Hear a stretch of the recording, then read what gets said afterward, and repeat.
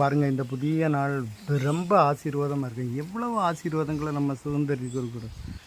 பாருங்கள், கர்த்தருக்கு பிரியமான காரியங்கள்.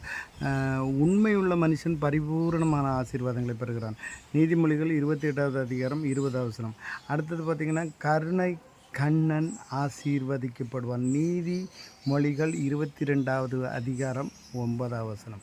அடுத்தது பார்த்திங்கன்னா, நீதிமான்களின் சந்ததி ஆசீர்வதிக்கப்பட்டிருக்கான்.